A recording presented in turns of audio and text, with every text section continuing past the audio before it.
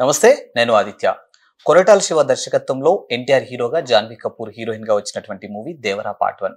మరి ఈ మూవీ ప్రేక్షకుల ముందుకొచ్చి ఎంత పెద్ద సక్సెస్ సాధించిందో మన అందరికీ తెలిసిన విషయమే. ఇప్పుడు ఈ సక్సెస్ మీట్ ని మంగళగిరిలో పెట్టబోతున్నారంటే ఒక వార్త అయితే బలంగా వినిపిస్తుంది. మరి దీని గురించి తెలుసుకునే ప్రయత్నం చేద్దాం. సో ప్రస్తుతం మనతో పాటు ఉన్నారు ప్రముఖ నిర్మాత నటికుమార్ గారు. సార్ అడిగి మళ్ళీ విషయాలు తెలుసుకుందాం. సార్ నమస్కారం. సార్, దేవరా సక్సెస్ మీట్ అనేది మంగళగిరిలో పెట్టబోతున్నారంటూ ఒక వార్త అయితే బలంగా వినిపిస్తుంది.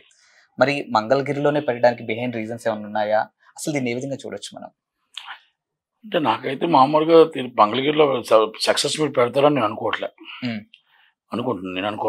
ఓకే. సినిమా అనేది మొత్తం టోటల్గా సినిమా మంచి సినిమా, సబ్జెక్ట్ ఎక్స్ట్రాడినరీ సబ్జెక్ట్. నా జూనియర్ ఎన్టీఆర్ 3 గంటలు నా భూతో నా భవిష్యత్తు యాక్ట్ చేశాడు, సూపర్ యాక్ట్ చేశాడు. ఆయన యాక్టింగ్ అద్భుతం. ఆ జాన్వీ కపూర్ గారు ఒక అందాల సుందరి శ్రీదేవి గారి అమ్మాయి.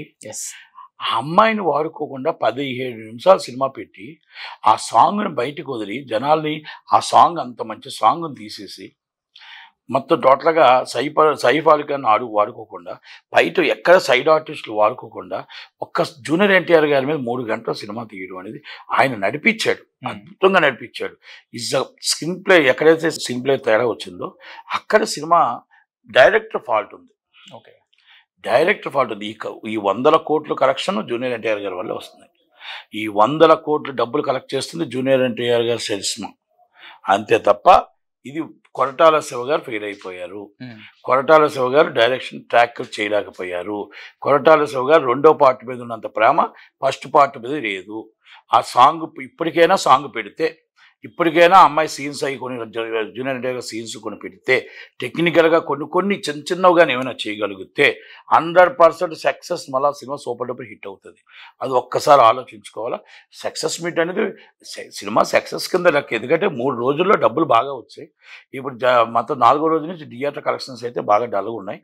కనుక 3 రోజులు సినిమా తీయొద్దండి, 30 రోజులు సినిమా తీయండి. 3 రోజుల్లో కలెక్షన్ వచ్చేస్తుందంటే ప్రపంచం అంతా థియేటర్లు అన్నీ వేసేసి ఆడియన్స్ అంతా వాళ్ళే ఉంటారు. ఆ ఆడియన్స్ వాళ్ళు ఉండేటప్పుడు మనకి సందుకో థియేటర్, ఈదుకో థియేటర్ ఉంటాడు. మొత్తం టోటల్గా మనకి సినిమా చూసే ఆడియన్స్ ఎంతమంది ఉన్నారు, ఆడియన్స్ అంతా 3 రోజులు చూసేస్తున్నారు.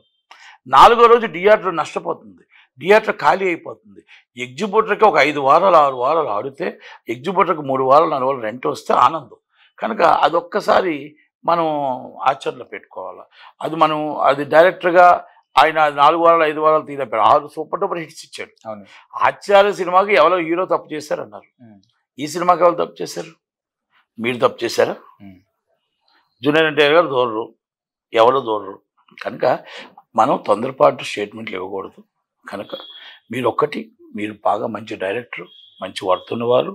కనుక మీరు దీంట్లో ఒప్పుకోండి, నిజం ఒప్పుకోండి, నా తప్పు జరిగింది, నేను జాన్వీ కపూర్ గారిని వాడలేదు, అలాగే సైడ్ ఆర్టిస్ట్ని ఎవరు వాడకుండా 3 గంటలు ఆయన మీద బడ్డను పెట్టి ఆయన మీద నేను ఎక్స్ట్రాడినరీ ఆయన యాక్ట్ చేశాడు. ఆ యాక్టింగ్ని నేను తీయలేక సెకండ్ పార్ట్ మళ్ళీ చేస్తా, దాంట్లో కొంచెం సెకండ్ పార్ట్ వల్ల మిస్యూజ్ జరిగిందని చెప్పండి, ఒప్పుకుంటారు తప్ప ఫ్యాన్స్ అందరికీ నిరాశపరిచారు. 6 సంవత్సరాల తర్వాత సింగిల్గా వచ్చిన సినిమాని ఎక్కడికో ఊహించుకున్నారు.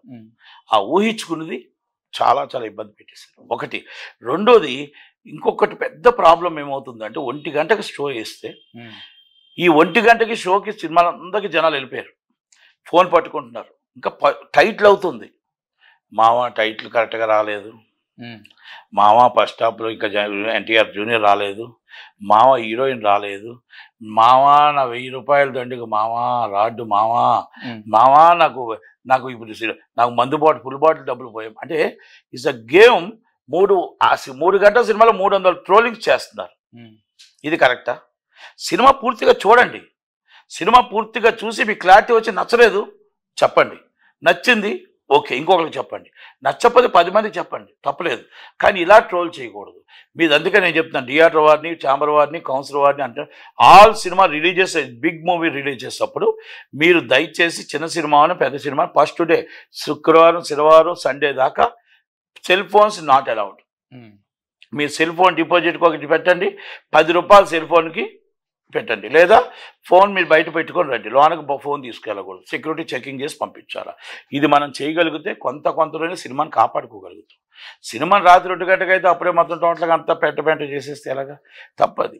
ఎందుకంటే ఆ ఒక్క దాని మీద ట్రోల్స్ చేయడం కానీ ఇది చేయడం కానీ చెప్పి జూనియర్ ఎన్టీ గారు సభ పెడుతున్నారు అని మీరు చెప్తున్నారు. నిజంగా సభ పెడితే జూనియర్ ఎన్టీ గారు వస్తారా?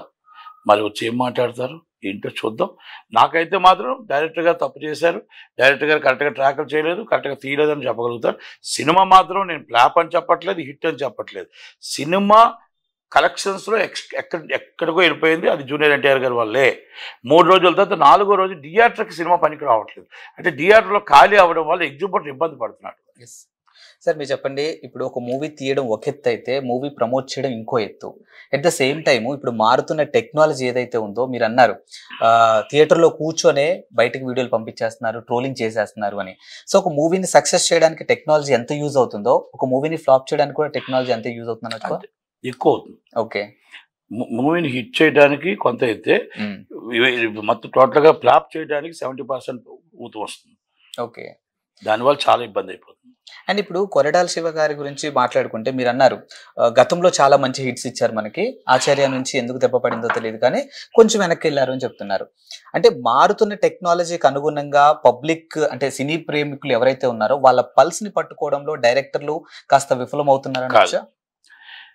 డబ్బు మీద వ్యామోహం. ఓకే, 2 పార్ట్లు చేసేయాలా, 1500 కోట్లు దోచుకోవాలా. ఈ సినిమాకి వన్ ఆఫ్ ది పార్ట్నర్ ఆయన, ఆచార్యకి పార్ట్నర్. ఓకే, ఆచార్య సినిమాలో కూడా ఆయనే పార్ట్నర్. ఎప్పుడైతే ఒక డైరెక్టర్ ఒక ప్రొడ్యూసర్గా మారాలి, ఒక పార్ట్నర్ అవ్వాలని ఎప్పుడైతే మైండ్ వచ్చిందో, మనం ఎంత ఎక్కువ సంపాదించాలని ఆలోచించుకున్న మైండ్కి డైరెక్టర్గా అన్ఫిట్ అవుతారు. ఓకే, ఇది చరిత్ర చెప్తుంది, నేను చెప్తుంది కాదు. గుణశేఖర్ గారిని తీసుకోండి, ఎంతో మంది తీసుకోండి, మా రామ్ గోపాల్ వర్మ గారిని తీసుకోండి, ఉదాహరణకు చెప్తున్నా, ఎంతో మంది తీసుకోండి. ఎవరో చేయవలసిన పని వారే చెయ్యాలి. నిర్మాత డ్యూటీ నిర్మాత చేయాలి, హీరో డ్యూటీ హీరో చేయాలి, ప్రొడ్యూసర్ డ్యూటీ డైరెక్టర్ చేయాలి. ఇది ద ఫెయిల్యూర్ అవడానికి కారణాలు అయ్యి, ఇది వాస్తవం కాదా చెప్పమని నాకు ఎవరైనా సరే డెబేట్కి రమ్మానండి. ఓకే, ఎవరైనా ఛాలెంజ్ చేస్తున్నాను నేను. కొరటాల శివ గారికి 2 సినిమాల్లో పార్ట్నర్షిప్ ఉంది. సుధాకర్ గారి దగ్గర 2 క్లోజ్ ఫ్రెండ్స్ ఈజ్ పార్ట్నర్. 2వ పార్ట్ కోసం పెట్టిన ప్రేమ ఫస్ట్ పార్ట్ మీద ఎందుకు పెట్టలే? ఆ అమ్మాయిని కానీ ఈరోజు ఇప్పుడు సాంగ్ పెట్టండి, ఇప్పుడు ఆ సాంగ్ తీసుకొచ్చి ఇప్పుడు పెట్టండి, ఆ కొన్ని సీన్స్ తీసుకొచ్చి ఇప్పుడు పెట్టండి. It's the biggest hit movie. Super సబ్జెక్ట్ని చంపేశారు. జూనియర్ ఎన్టీఆర్ ఆశలు ఫ్యాన్స్ని నిరాశపరిచారు. జూనియర్ ఎన్టీఆర్ గారు కానీ లేకుండా ఆ 3 గంటలు ఆయన నడిపించకపోతే ప్రొడ్యూసర్స్ నుంచి డిస్ట్రిబ్యూటర్ నుంచి సర్వనాశనం అయిపోయేవారు. ఈరోజు అందరూ సేఫ్ అవడానికి జూనియర్ ఎన్టీఆర్ గారే. అది నేను అంటుంది. డైరెక్షన్ చేయండి, మీ మైండ్ డైరెక్షన్ మీద పెట్టండి. ఇక్కడ డైరెక్షన్ మీద ఎప్పుడైతే మీరు మైండ్ అవుట్ అయ్యారో ఆటోమేటిక్గా మీకు ఆశ్చర్యాలు లాంటివి వీటిలో వస్తాయి. అది. Thank you.